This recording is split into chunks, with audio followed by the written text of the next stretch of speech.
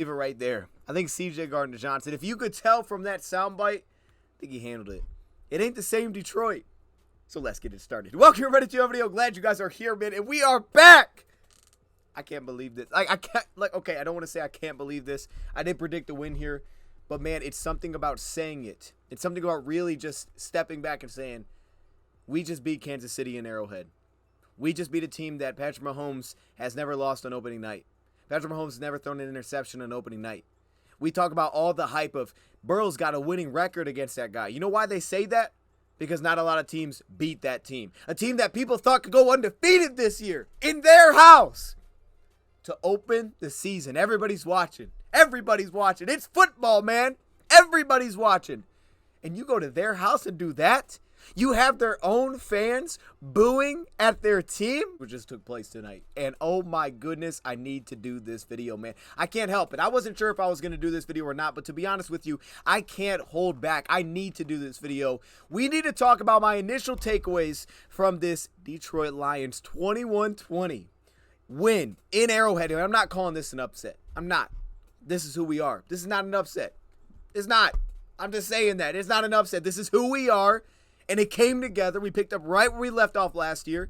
And a lot of the things that we were excited about, like, oh, we added this. Okay, maybe we have more veterans in the back end, the communication. How about all these new pieces that we get excited about? Now, obviously, not all of them. But how about the Jack Campbells, the Josh Pascals going into year 2, the Brian Branches second-round pick, the C.J. Gardner-Johnson. How about all of them showing up? Those guys playing a monster role in what the Lions did. I understand they didn't have Travis Kelce. They didn't. I get it. They didn't have Travis Kelce. They didn't have Chris Jones. Those were two massive losses, but, well, that didn't change the fact that they were still favored to win in this game. That didn't change the fact that they still dropped the banner in this game. And that didn't change the fact that we went in there and took a dub. We had them. Here's the thing. I want to start with this. I need to calm down. I'm sorry. I need to calm down, but I'm fired up. I can't help it. The fact that their own fans were booing, I understand they were probably booing from the drops. But at the same time, I think it was something. There was almost like a real sense there. And I was talking to DoseOfDion right after this game, and this is what he said. So this is the point that he made. But when Kadarius Toney did not come up with that football, rolling across the middle of the field, maybe he should have sat down in his own hole. But when he did not make that grab, it almost felt like kind of a flash of like, we might actually lose this game. Like, there was some sort of, like, confidence. Shout out to whoever that was, the new subscriber. There was, like, a confidence with it. Like, oh, you know, Kansas City's going to hold this down. They're going to handle that. If not, there was the flip side of the Lions aren't going to find a way to pull this thing off. There was, like, a confidence at ease about they just need a field goal. You know, that's all they need is they're going to get one big play. But when he didn't come with that football and fans were booing, it was almost like everybody kind of recognized, even if he didn't want to, we might be losing at home to the Lions. This might really just happen. The team that's been the best team against the spread over the last few years, they might have just done it again. They did it again. We're going to get ups and downs. We're going to have hits and misses. We're probably going to have wins and losses. But the reality, this team is legit. The way I know that is this. A lot of the things that we liked about last year carried over. But at the same time, a lot of the things that we were excited about and all these new additions, these draft picks that were like, let them develop. You know, we'll see what they become a big part of this defense in particular. Some of these new veteran additions, we should know what they're going to bring to the table. The impact was felt. You could feel it. I want to dive into a couple things that stood out to me. Let's start here. Obviously, I didn't go back and rewatch the game. This is just from initial watching it live. Shout out to everybody that joined the stream. I appreciate you. Shout out to everybody that joined me on Bleacher Report after the game. I appreciate you. But let's start with this because this stat line, I think, tells a lot. Jared Goff in this game was 22 of 35 for 253 yards, a touchdown, no picks. That was his stat line. Really strong stat line. Patrick Mahomes' stat line in this game. 21 of 39, so a worse completion percentage. 226 yards, or more attempts, less yards. 2 touchdowns, 1 interception. And if we're being honest, I don't want to play this game, but he legitimately could have had another one in there with C.J. Gardner-Johnson at the end of the game. And there were a couple in there like, oh, where's he exactly throwing that football? I thought there was a pass there that should have been grounding. But the point is, if I just told you that, I just told you that Jared Goff's stat line was better than Patrick Mahomes at night, dropping the banner, better stat line. Now, I get it. They don't have Travis Kelce. We talked about the impact. It was going to be massive. They run the ball more. 10% more of their targets will go to receivers. There's a massive impact to that. But I'm also talking about a legitimate secondary, in my opinion, in Kansas City. I think this is a legit secondary. I think we saw it today. They're legit across the board. Cornerbacks, safeties, they're real. The play where Justin Reed goes over to St. Brown, gets on the outside leverage and takes away an out route, and he has a little pass break up there on a kind of an RPO look from Jared Goff. They're a real secondary. And meanwhile, everybody wants to clown the Lions defense. They want to look at the season statistics. This Lions defense was terrible last season, and it was. If you look on the season, it was terrible last season. But what you got to do is peek a little bit deeper, because I've showed this a lot. The Lions season statistics last year, once they got Jerry Jacobs back in coverage. Now, the completion percentage, the yards per game were too high, but they were first in completion percentage allowed from week 9 on. 14 touchdowns to 10 interceptions. Top 10 passer rating allowed. Now to think a couple years later, after year 1, Baltimore's in our home building. We got them in 4th and forever. We have a breakdown in coverage. We give up a huge first down. They set a record-setting field goal. 2 years later, we're in Arrowhead. They have the ball essentially at midfield. All they need is a field goal. It's Patrick Mahomes. It's the Super Bowl champions in their house. And they can't get in field goal range. Darius Toney drops it. There's boos from the crowd. And the fact that Andy Reid sat back, and it's not a terrible decision. I don't necessarily disagree with it, because even if we scored a touchdown, we're only up 1 score. But he sat there and said, you know what? I think he said, I don't know if I can get this team off the field. I don't know that I truly believe we can stop this team running the ball 3 times in a row like they will if we decide to punt this. We're going to go for it on 4th and 25. 4th and 25, you're going for it? All right, let me hit you with some other statistics before we start going through some plays in particular that stood out to me in this game. Jahmyr Gibbs, 6 yards a carry. 7 carries, 42 yards for Jahmyr Gibbs. Now, one of my bold predictions, we did it on Bleacher Report, is him setting the highest yards per carry since Alvin Kamara. I think he can absolutely do it. Big reason I believe that is DeAndre Swift averaged 5.5 last season. He can do that. Jahmyr Gibbs today, he looked legit. We haven't seen maybe a ton of him in like actual action in like real games, but man, that dude looked legit. Now, didn't think his vision was excellent coming out of the draft, but man, the guy is no nonsense, and I feel like that word or that way of saying it is perfect, and that's why I want to harp on it. I feel like it's a no nonsense type of back, right? David Montgomery, we know he's not super flashy. He's going to get the job done. He had a really nice stretch there, punched the ball in the end zone. But Jahmyr Gibbs is no nonsense. He's not trying to break you down, make you miss. That man caught the pass in the flat and got upfield for 10 yards immediately. He's going to speed. He's not playing around. I'm getting upfield. I'm picking up that dang first down. I'm catching the bubble screen. I'm getting upfield. I'm bouncing off of tackles. This man was bouncing off of tackles from the jump. He probably had like 3 or 4 broken tackles, truly broken tackles in this game. That's not what he's known for, but he was a no-nonsense type of back today, man. That was it. David Montgomery was the perfect pairing. 21 carries, 74 yards. It was perfect because he was I won't say the exact opposite, but he's a perfect combination. So I think what we were hoping for there absolutely came into play. And obviously he had a really strong stretch there where he punched into the end zone. 2 really nice runs. One of the zone runs where it almost looked like a counter. And then also to punch it into the end zone. Little sidestep, walk that thing into the end zone. It was clean. It was nasty. And that's kind of what we expect of David. And I think it absolutely showed up. But with that, not everything was perfect. Not everything was perfect. But I will point out a couple receiving stats. Josh Reynolds, 4 receptions for 80 yards. Yes, he had the drop on 3rd and 3. But Josh Reynolds did show up. And you got to point out, I think, that final drive where he snaps the route down in play action, comes back to the football, picks up a massive chunk for us to help us punch it into the end zone. We're showing eye for him. We're run heavy, play action, set it up. To go who? To go to who? The guy that's been reliable since we brought him in. And that guy is Josh Reynolds, picking up the big chunk play. 4 receptions, 80 yards. We had inconsistencies on the outside. He did have a drop, but he did show up today, and I got to give him that. How about the rookie, though? Sam Laporta. Okay, I don't know. I'm not great at fantasy, so I don't know the fact that he only had 39 yards is going to be great. I don't know that that's really going to be excellent. I mean, 5 receptions seems solid, and it's actually maybe even a little bit more than I knew for sure that he was going to get. Like, I expected there was a real chance that he could be impactful. The little amount of time that he played the preseason, the trust that Goff had built with him, and then today, I think, to just add to that. Now, he didn't do as much after the catch, right? He was brought down on one play. He was kind of brought down by the leg. Another play, he jumped over a guy. But the reality is he caught every pass thrown his way. 5 targets, 5 receptions, made a really nice grab. A play that wasn't a first down, so you'll forget about it, but he threw from his own end zone. Goff threw from his own end zone, trusted to lay it up there after getting kind of jammed off the line of scrimmage, hit a drag route to Sam Laporta, and picks up a few yards. Half the punt, but got us out of our own end zone, and the biggest thing to me was that man scooped down and picked that thing up off the turf. Not off the turf, but he scooped down by his knees and scooped that thing up. Really reliable with his hands, and that was the big thing for me. When there was inconsistencies, and you're trying to get consistency in an offense that will do some of the other stuff, that will run the football and will get play action, staying ahead of the chains is so key. We talked about that so many times last year. It's key. We have to stay ahead of the chains. Dropping passes does not help you do that, and we saw that today. Sam Laporta took on the role of I'm not dropping passes today. I didn't come up with the one in the preseason. I'm not dropping any of these today. Then I'm going to step in there and help block for a David Montgomery touchdown. Now, I also want to point out a statistic on the flip side for the Chiefs.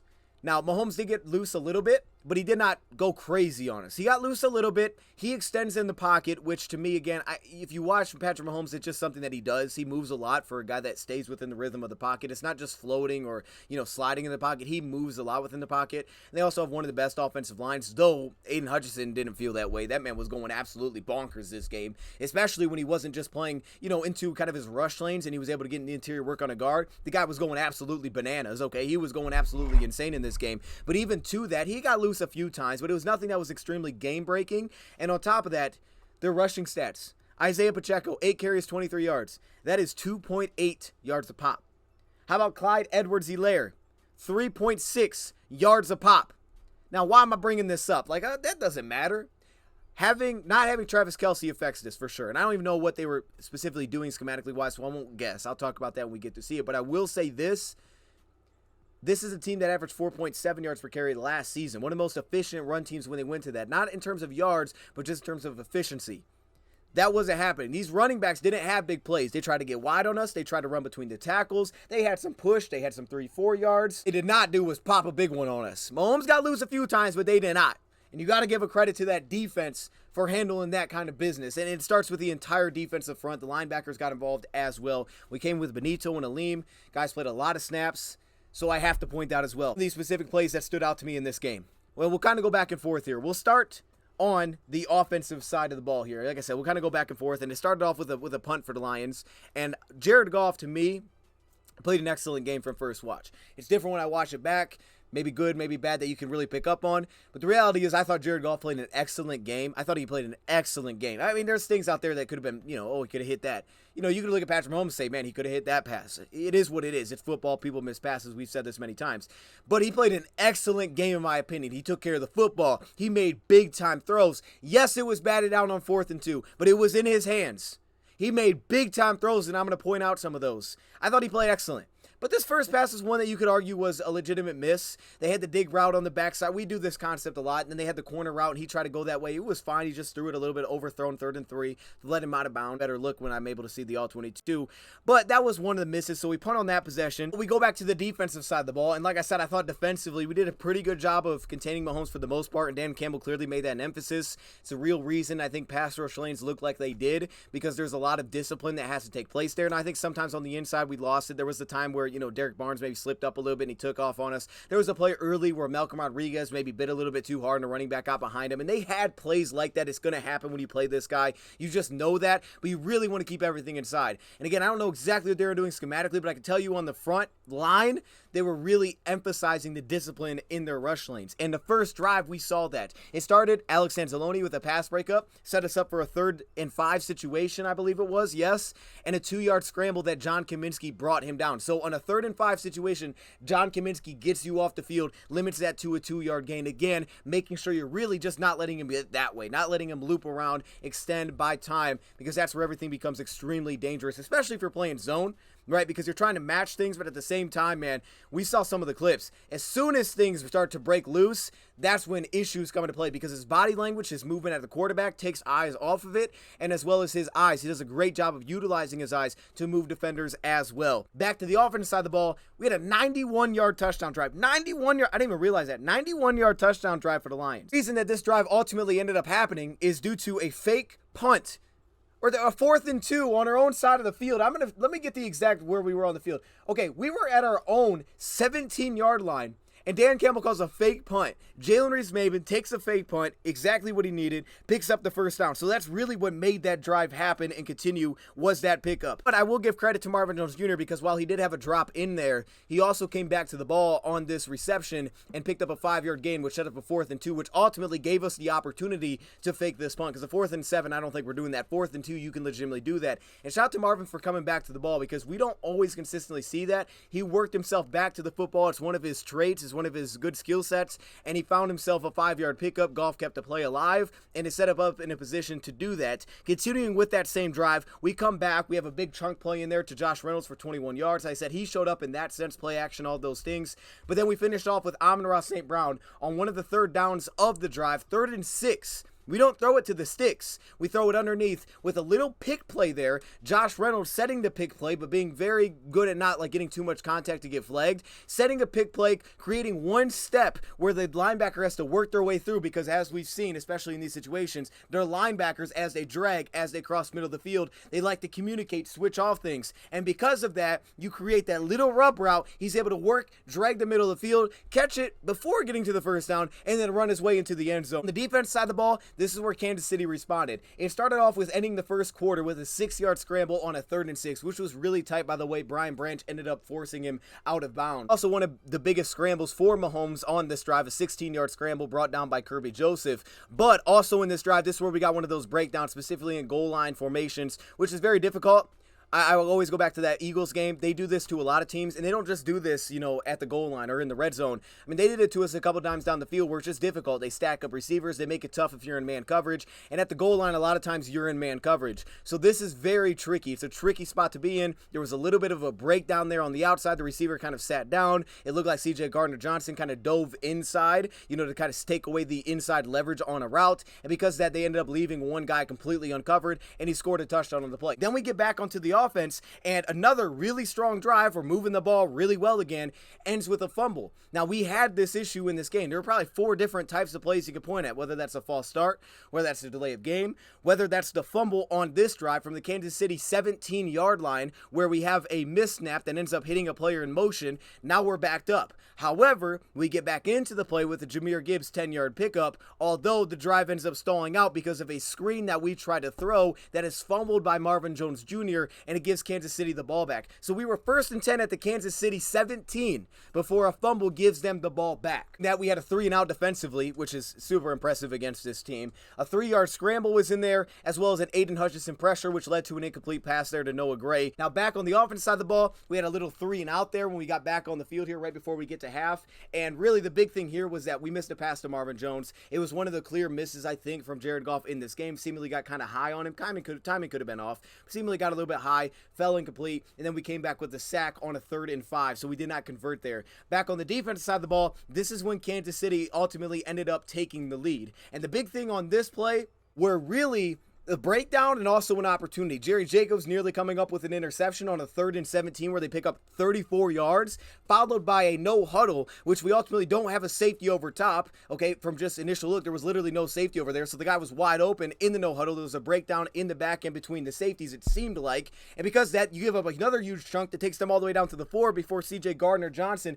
brings him out of bounds, followed by a 4-yard touchdown pass. So this was a drive where we just had some breakdowns defensively. We had some guys that were allowed to get wide open, and that put them up by 7 in the game. But the big thing for the Lions is the response. And this time it was not by the offense, it was by the defense. Now the offense got back on the field and they had an opportunity. They picked up a 3rd and 1. It was right before half. They were trying to hurry. And really the opportunity came here with kind of a deep corner route. It seemed like that was incomplete, a little bit off the fingertips, kind of pulling it to the sideline there on a little bit of a shot play that we tried to hit to Marvin Jones Jr. That incomplete pass basically set us into halftime, down by 7. But like I said, it was the response by the defense. How about coming out of halftime and in 5 plays getting off the field? 3 straight incomplete passes, again an Aiden Hutchinson pressure, and a Jerry Jacobs finish getting off the field after giving up an early first down that drive. Offense gets back on the field, 3 and out. So at this point, I think, man, the defense is on the field too much. But again, it is the defense that steps up and makes the play. We go 3 and out again offensively, and the big thing that happened on this drive was an incomplete pass. You're pinned at your own 7-yard line after the punt. So your first play is an incomplete pass. Now you're behind the chains. This team, the way they send pressure,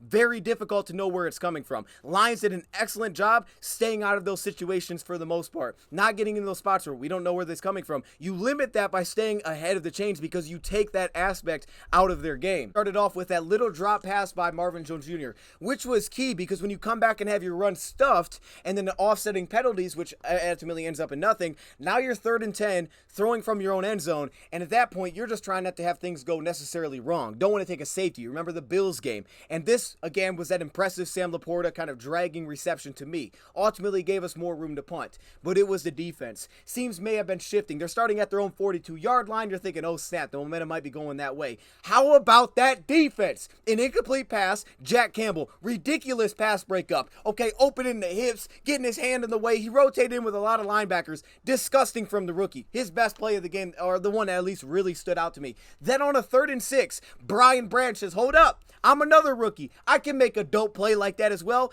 How about this? How about in coverage the awareness? I expect this out of CJ. I've seen it out of CJ. I've seen this out of Branch in college. But to see it in the NFL on a week 1 against this team where discipline is everything. I'm sorry, I'm making everything rhyme tonight. It tells you everything you need to know. The fact that Tracy Walker is not starting is essentially to me because Brian Branch is. It tells you everything they need to know about what they've seen from the rookie. They didn't necessarily feel like they had to draft a guy, but he kept falling, so they went up and got him. The fact that Tracy is not starting and CJ's not at the slot because Brian Branch has done what he's done to this point. And this play was a great example of that. Instead of floating in coverage, as his receiver breaks across the middle of the field and he's just floating and he's kind of just sitting there and just like, all right, my guy's good. Instead, his awareness. This is a 3rd and 6. He dives down on the play. Now, not only does he dive down, the key there is that because he sees this crossing route, which we've seen Kansas City like to do, especially against man coverage, they do crossing routes on 3rd down. The key then, we saw this against the Chargers, is that when you switch or pass that route off instead of just chasing because then you're in trouble, when you switch that off, you have to be aware of what's coming back your way. He steps down. Now, if this pass is just caught, he's making a hit short of the 1st down. But because he had his head in the game and he was aware and he's diving down on this, he got the benefit of a drop pass. And we saw a few of these. This was Kadarius Toney dropping a pass, tipping it back to Brian Branch, taking it to the house. The young man shifts the momentum right on his head, puts us in a tie football game, and then guess what? 5 plays, we're back off the field once again. I'm telling you, it's just so impressive, I think, when you think about it this way, what the defense was able to do. Another incomplete pass to Sky Moore. Guess who had pressure on that possession? It was Aiden Hutchinson. Now, offensively, we start to move the football a little bit. From our own 17-yard line, we get a really strong drive going here. It's a big play to Amon-Ra St. Brown for 18 yards. It's another big play to Sam Laporta where he ends up hopping over a guy for 12 more yards. We're moving the football well on this possession, but then it was a 2-yard run followed by a 5-yard pass to set us up in the 3rd and 3, and that's when we try to hit a quick screen. Now, we could talk about, we could talk about the play calling or whatever there, and we'll look into that more, but the reality is he dropped the pass. Josh Reynolds showed up today, but that was the one instance where he just dropped it, and he dropped it. But yet the Lions were still at the Kansas City 40. Now, I understand I wouldn't have sent Riley Patterson out there earlier either. I mean, knowing Dan Campbell, wouldn't you expect that they're probably going to go for it because the drive is now going again. Dan Campbell likes to play the flow of the game, right? He always says, like, hey, man, if the flow is, like, it's a low-scoring game, it's a defensive battle, we kind of lean into that. If the flow is they're scoring a lot, we can't get off the field, we might have to get more aggressive. The defense has been playing lights out the last few drives. He decides to pin them back. He decides to take the opportunity to try to pin them back, and he ends up knocking it down at the 10-yard line instead of going for it on a 4th and 3. So you could disagree with the decision, is that he could have easily overrode, hey, look, this is how the game's going, by saying, that's Patrick Mahomes. I have an opportunity to score. We're scoring on the road. He decided to punt it. I think that tells you about the confidence that he had when a defense showed him and that he was going to believe in that. Now, ended up still getting points out of that drive from starting from their own 10. But why? Well, a lot of it had to do with a 41-yard pass interference that was kind of light. He got there early, but it wasn't super physical on Cam Sutton. After this big play, we're thinking, oh my goodness, of course, they get this big penalty. They're going to go score a touchdown. They're going to get it right back. The defense does what the defense was doing. An incomplete pass, another incomplete pass, Lions get off the field. Now, I think you could argue a lot more of this had to do with the pass, the ball location, a pass that was behind on Sky Moore on a slant, or then another low one that hit a drag route at his knees. Regardless, though, hey, we'll take it. Look, we had mess-ups in terms of our snaps. We had drops. You had a couple of drops. It is what it is. You got to take advantage of that. Now you're down by 3. Lions offense gets back on the field, and this is where you have the 3 and out. What went wrong on this possession? Well, it started off with this. An incomplete pass to Amon-Ra St. Brown where they blitz. Justin Reed picks it up. Excellent coverage. It was a really good ball placement, but excellent coverage. Incomplete pass. Come back with a tripping penalty that they give on Dave Montgomery for getting ran over in pass protection. Now you're in 2nd and 22. The positive is that you actually got yourself out of that mess with a 20-yard completion to Khalif Raymond. And that's what I love about Khalif. Khalif stays ready. He stays ready. There is no like, oh, he wasn't really into the game, so he may like take a second. That dude stays ready for his role when he's asked upon. And what I loved about Goff, man, standing in the pocket, standing there willing to deliver it. I mean, the ball location was awesome. He didn't put the ball in harm's way essentially at all. I mean, you could look at some passes and be like, okay, that pass maybe a little high, maybe a little outside. Tell me a play, I can't remember top of my memory, there could have been, where a defender legitimately had an opportunity to take something and take it back the other way. And this is I believe this is a very good secondary. He didn't give them an opportunity. With pressure at times on him, backed up. A 2nd and 22, you're looking for a shot in your own end zone. He wasn't giving them that opportunity. And that is massive to me, especially with how the flow of this game was going. So now you set yourself back up, but it's a 3rd and 2. You could argue again, play call here. You try to roll out, they cover it up well. This is what they do. They communicate well. Their linebackers are really good. I think Bolton took it away. They took away, kind of the rollout there, the flat option to Gibbs. Try to come back to St. Brown. He's covered up. It's incomplete. I do want to give credit real quick here to Khalil Dorsey because he was a dog in terms of playing that jammer role, or excuse me, the gunner role on special teams. I want to give him some credit for that as well because, he almost had a fumble there where he upends a guy. I want to give him credit.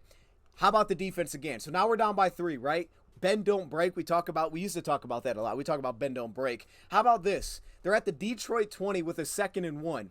And it goes like this. A negative 1-yard run. Charles Harris, Derek Barnes get on it. Followed by a 3rd and 2, which James Houston, another one of Brad Holmes' dudes, one of those dudes that he brought in, a guy the Lions kept around on the roster. And yeah, he plays a specific role. He may end up getting more snaps down the road, very legitimately possible. But when he's asked upon, he showed up. We saw that last year. As soon as he was asked upon against the Bills, he showed up. How about being ready when your number is called, man? We saw him drop it to the slot. We saw the Lions change up things schematically a little bit defensively when they wanted to give different guys a rest. They'd put Pascal out there. They'd put basically James Houston into a slot role. How about on a 3rd and 2, he's asked to come into the game like he was on most 3rd downs, but he gets just enough pressure, does just enough, gets on the ankle of Patrick Mahomes, ultimately gets that second leg, helps bring him down on an incomplete pass to Jerick McKinnon. He did just enough. And that is so key to get us off the field when they're literally in a 2nd and 1 with an opportunity to go up by 2 scores and put us in a position where now we literally just cannot play above the chains. Now we're passing. Now we're playing right into their hands where they're really good in terms of coverage, in terms of the blitz looks. And that's when our offense responds. 5-minute drive, 9 plays, 75 yards. You know what I was thinking of, and I got to be honest, that this hit my mind when we were watching this drive take place. I thought back to the first year we played the Rams. Massive game for us. We felt like we were outmatched, but we were going to throw everything at them. And in that game, the Detroit Lions had to drive at the end where they're milking the clock. They're running the ball. They're milking the clock. They're running it down. They're like, hey, man, we're going to go punch this in. We're going to take the lead. We're going to play defense. We're going to win this football game. And what ended up happening is we throw an interception into the end zone. Aaron Donald breaks free one time, picked off by Jalen Ramsey. And ultimately, that was it. That was the game right there. We were trying to do that. We came through this time. Same kind of feel. This time we come through. Lions offense says, let's get back to the basics. Let's go I form. Let's go 2 receivers. Let's run that football. Let's set up play action off it. And let's have a long drive. Now, in saying that, this long drive was not just, it was the perfect drive. We had a 3rd and 12 because of delay of game with Frank Ragnow, who did not snap the ball. 3rd and 12. Jared Goff hits Josh Reynolds on a dig route behind a linebacker so it wouldn't get picked, while having pressure coming down on him and delivering a catchable pass only for him. Josh Reynolds makes an excellent grab. One of the best plays, probably maybe the best play of the game. You could say like that's one of those key plays where it changed everything because you pick up 18 on the 3rd and 12 from your own 23 with 10:46 to play, down by 6. You punt that and they get the ball at their own 40. They pick up 2 first downs, field goal, game over maybe. You pick up a 3rd and 12 at your own 23 with pressure coming down on you. But you weren't shook. You didn't panic. You had a delay of game. You probably had to change your play call. You hung in there. And ultimately, it was one of those drives where we consistently just kind of worked it downfield. Then Josh Reynolds ultimately had that big, snap back, get back to the ball, 33-yard reception, followed by 2 of the best runs of the day from David Montgomery. A 6-yard run where he kind of took it to the right side of his zone play, kind of looked like a counter, and then coming back with a nasty 8-yard touchdown run, and Raleigh Patterson doing his thing, knocking through the extra point, putting us up by 1. And then it was really all the defense. It was really fun, but it was all the defense. It was a 3 and out. With 6:32 to play, Josh Pascal blowing up a play. Now, hey, they may have missed an offsides. I could argue they missed a lot of things in this game. So I'm not like, hey, you want to say they missed that? I think they missed Ali McNeil being blocked by one guy's hand grabbing onto his chest. I'm just saying. I think they missed some things in this game. But they missed it. Take advantage of it. You know who did? Josh Pascal, TFL. Lions offense gets back on the field. They're like, look, we're going to end this thing. We're going to end this right here. Now, I do got to give credit to Jahmyr Gibbs because to start this drive with a false start, put us behind the chains, and then pick up an 18-yard runs on one of the nastiest runs I have seen where he's got his back turned and then takes, oh my goodness, I loved it. On a 3rd and 5, you come up 2 yards short. Campbell says, we're going. And he put the ball in Goff's hands. Now, yes, he could have probably taken off. He could have. It's easy from our point of view to see when he's trying to find the route, he's trying to stay on time, and he's trying to deliver to a window to say, look, just run left. He absolutely could have. I absolutely believe he could have. But with that, he's looking to pass the football. He's trying to hit that tight window, and it's batted down at the line of scrimmage. And right here could have been the end of it. But that's the risk that you run. That's what it is. You put it out there. Hey, we're going for it. We're trying to end this game. You're up. You don't have to go for it. He says we're putting it in his hands, too. We're not running the football. Jared Goff's our guy. Right? This isn't, hey, we're gonna try to talk you through the play all the way down to the snap. This is, the ball is going into your hands. Just like it did at Green Bay, it's in your hands. And it got batted down. You do that, sometimes it doesn't work. And that's when the defense had to respond. And this was probably the most impressive sequence I've seen from the Lions defense in a long time. Final drive. Let's talk about it. 2nd and 10 defensively. They hit a shot play to Sky Moore for 17 yards, which placed them at our 38. But it was Charles Harris, maybe didn't dominate today, but made the biggest play of the game because he beat their left tackle immediately. Donovan Smith beat, sidestep, bop, bop, beat him inside, forced a holding call. If that doesn't happen, that game may end right there. That might be it. Because they picked that up with just over 2 minutes to play. They're in field goal range. They can milk the clock. The game might be over right there with some of the inefficiencies we had attacking and getting shot plays without it being through play action. That could have been it. Maybe not, but it could have been.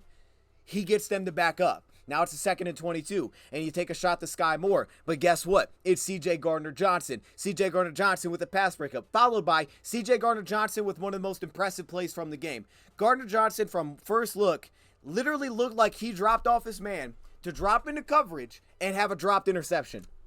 He wanted to seal it right there. But the big thing is that kind of play would be the type of play that we're just underneath it, right? We see it, but it's like, oh, we saw it just a little bit late. He got just behind me because the guy was open.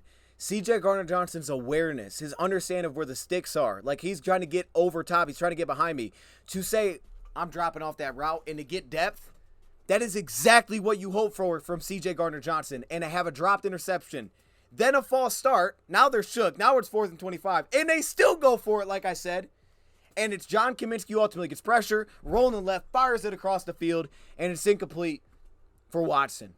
And then the Lions offense does exactly what Andy Reid, I believe, feared, and that's say goodnight with the run game. 3 times, David Montgomery on a 3rd and 2, got just what he needed, shot it to the O-line for pushing him forward, and sealed the darn deal. And it was over. And that was it. Out of these draft picks, we're seeing it. Now, not all of them. Obviously, Broderick Martin didn't play today, right? He's a 3rd-round pick. He was developmental coming out. We want to have him as a big piece of what we're going to be going down the road. But at the same time, these rookies this year, but also guys returning, Levi having a quarterback in there, getting back into the action was excellent. There's not much else that needs to be said. It's different, man. And this is the type of team that we are. There is no better win we could have taken in week 1. Just don't lose. They don't lose at home. They don't lose on openers. They just don't lose. Why everybody gets so hyped about, oh my goodness, look at this guy's record against Mahomes. Because they don't lose. There's no one else you would have rather be. I don't care who they were missing. There was no better win, I don't feel like, for the Detroit Lions on week 1 to send a message that this is different. Because this is not the game you... Good teams, very good teams. Teams like Cincinnati, teams that are legit, could win the Super Bowl. Those kind of teams could lose this game by 2, and you're like, hey, man, they're legit. You see how they played this team? And that's fine. If the Lions want to do something they've never done, which is win the NFC North, do something that other teams wouldn't do. Go to Arrowhead, win on opening night against Patrick Mahomes, which he's never lost before. Go do something that other teams would never do. And as Dan Campbell said right after the game, I didn't learn anything. I got verification of what I already knew. That's fire. With that being said, let me know your thoughts in the comments below, man. I appreciate you guys all joining. This was awesome. Really ridiculous. I mean, oh my goodness. We're going to be talking a lot about this one. We'll be back with an all-22 as soon as I can get it. We'll go through this game. But until then, thank you for watching, and I'm out.